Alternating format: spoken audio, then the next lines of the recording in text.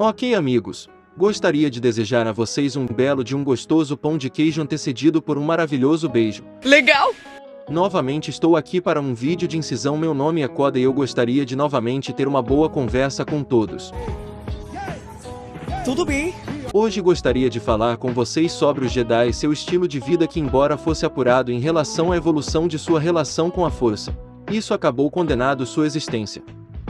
Os Jedi eram e são os usuários da Força mais icônicos, seja em uma galáxia muito distante, seja na cultura pop da Terra. Não existem muitas pessoas que não saibam o que ser um Jedi significa. Ele tem toda a razão. Desde empurrar pedras ou até mesmo seus icônicos sabres de luz.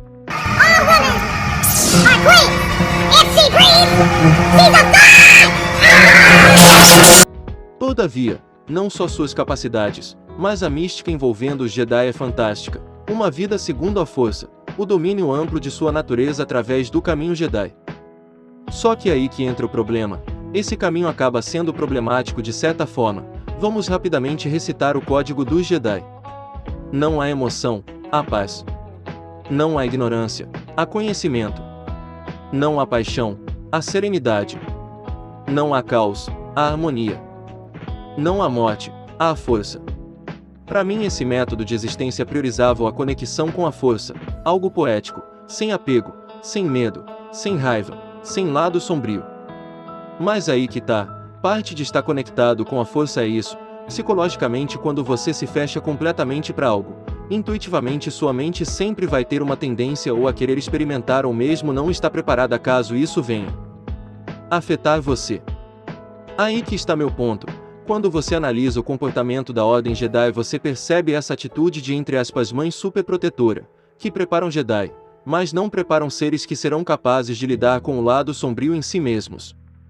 Como o próprio Yoda, parte do seu grande poder vinha dele conhecer o lado sombrio. Não sabemos como, mas sabemos que ele possui grande conhecimento sobre o lado sombrio, como Anakin, que não era mau, mas recorreu às trevas em um ato de desespero sem ver que eram as próprias trevas a ameaça que ele temia.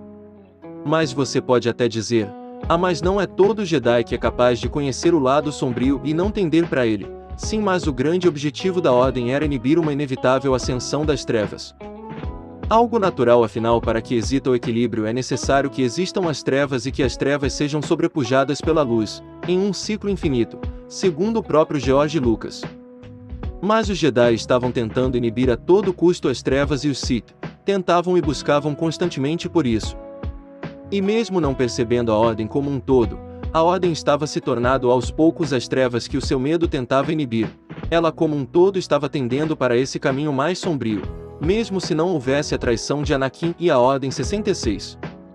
A Ordem estava condenada. Os Jedi agora não eram mais monges, eram generais de guerra. Muitos dos Jedi agiam pelo medo, isso levando a ações precipitadas diversas vezes.